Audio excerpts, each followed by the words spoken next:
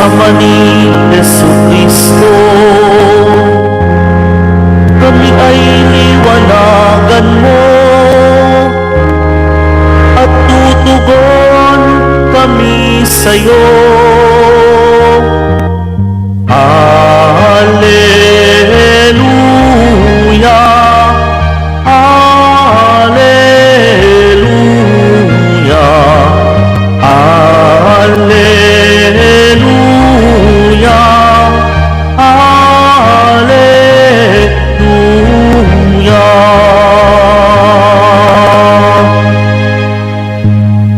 Sumainyo ang Panginoon. At sumaiyo rin. Ang mabuting balita ng Panginoon ayon kay San Marcos. Papuri sa iyo, Panginoon. Noong panahong iyon, ilang Pariseo at ilang kampo ni Herodes ang pinapunta kay Jesus upang siluin siya sa kaniyang pananalita. Lumapit sila sa kaniya at ang sabi, "Guro, nalalaman po namin kayo'y tapat at walang pinaningimian, sapagkat pareho ang pagtingin ninyo sa lahat ng tao, at tinuturo ninyo kung ano ang kalooban ng Diyos sa mga tao. Naayon po ba sa kautusan ang pagbayad ng buwis kay Cesar? Dapat ba kaming bumuwis o hindi?" Ngunit batid ni Jesus na sila'y nagkukunwari, kaya't sinabi niya sa kanila, "Bakit ba ibig ninyo akong siluin? Bigyan ninyo ako ng 1 denaryo, titingnan ko." At kinalang binigyan siya. "Kaninong larawan at pangalan ang nakaukit dito?" tanong ni Jesus. "Sa Cesar po," tugon nila. Sinabi ni Jesus, "Ibigay ninyo sa Cesar ang sa Cesar, at sa Diyos ang sa Diyos." At sila'y namangha sa Kanya. Mga kapatid, ang mabuting balita ng Panginoon. Pinupuri ka namin, Panginoong Heso Kristo. Magsiupo muna ang lahat. Magandang umaga po sa inyong lahat.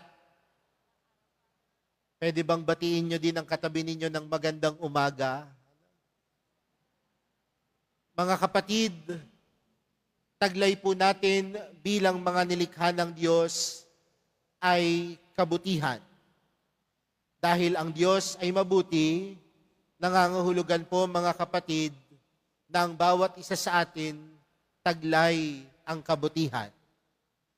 Ngunit alam din natin mga kapatid, kahit tayo ay may taglay na kabutihan, may mga pagkakataon na nagkakamali din tayo. May mga pagkakataon na nagkakasala din tayo. Pero nawa, sa buhay po natin, dapat mas mamutawi ang kabutihan. Kaya pwede ba sabihin mo sa sarili mo sa araw na ito, mabuti ako? Kasi minsan hindi natin napapansin yan.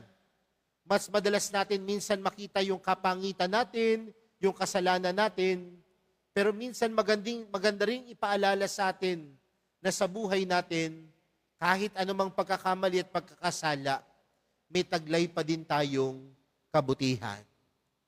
Bakit ko sinisimulan sa ganitong pamamaraan yung atin pong pagninilay para sa araw na ito? Kung mapapansin po ninyo sa ating ebanghelyo, may 2 grupo po na lumapit sa Panginoon. Ang grupo po ni Herodes at ang grupo po ng mga Pariseo. Magkaiba po ang kanilang paniniwala, pero sa mga oras na ito, meron silang isang gustong gawin. At anong gusto nilang gawin? Siluin ang Panginoon. Kaya ano ang tanong nila sa Panginoon? "Guro, nalalaman po namin kayo'y tapat at walang pinangingimian. Dapat ba kaming bumuwis o hindi? Dapat ba kaming magbayad ng buwis o hindi?" At ano ang sagot ng Panginoon sa kanilang mga kapatid? Alam ni Jesus na sila'y nagkukunwari. Kaya't sinabi niya sa kanila, "Bakit ba ibig ninyo akong siluin?" Kaya ang sabi ng Panginoon, "Bigyan niyo ako ng 1 denaryo, titingnan ko." At anong tanong ng Panginoon sa kanila? Kaninong larawan at pangalan ang nakaukit dito? Ang sagot nila, sa Cesar. At ang sabi ng Panginoon sa kanila, ibigay ninyo sa Cesar ang sa Cesar.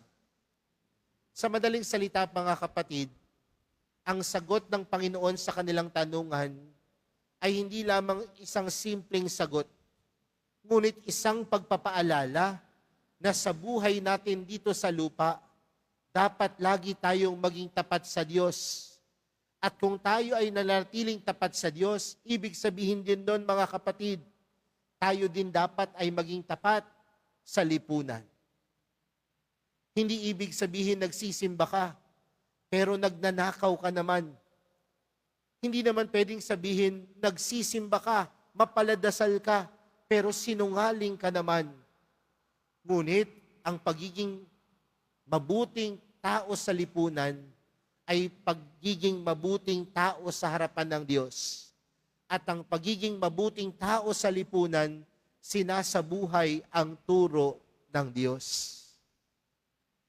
Kaya nga kung may taglay kang kabutihan, mga kapatid, ibig sabihin, hindi ka lang dapat mabait kapag nasa simbahan ka.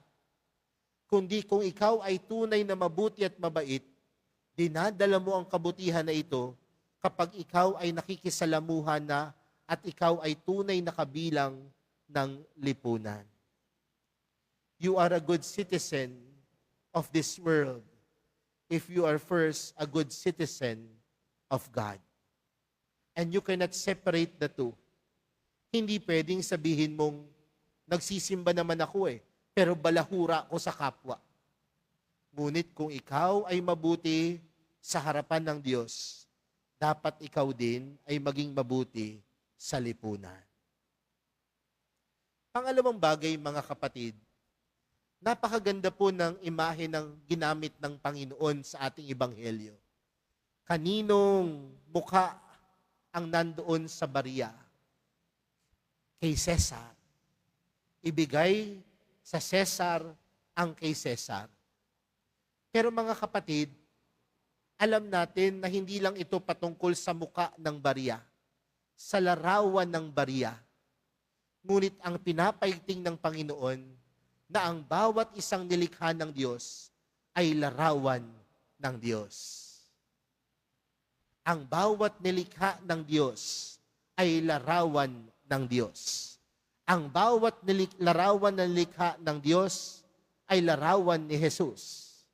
Ibig sabihin, mga kapatid, sa buhay pananampalataya natin, ang inilalarawan lamang natin ay hindi yung sarili nating mga muka. Ngunit nung tayo ay nilikha ng Diyos, tayo ay kanyang nilikha bilang kanyang kawangis. Ibig sabihin po nun, mga kapatid, ang bawat isa sa atin ay dapat maging larawan ng Diyos. Puno ng awa, puno ng pagpapatawad, at puno ng pag-ibig. Kaya nga, mga kapatid, mamaya ho, hamon ko sa inyo tumingin kayo sa salamin. At nawa ang makita nyo lamang ay hindi ang inyong mga mukha, kundi ang makita po ninyo na kayo ay larawan ng Diyos. At kung kayo po ay larawan ng Diyos, taglay po ninyo ang kabutihan, pag-ibig ng Diyos. Mga kapatid, sa araw na ito, tayo po ay pinapaalalahanan ng Panginoon. May taglay tayong kabutihan. Nagkakasala, nagkakamali, may pagkukulang, pero may taglay na kabutihan dahil ang bawat isa po sa atin ay larawan ng Diyos. Amen.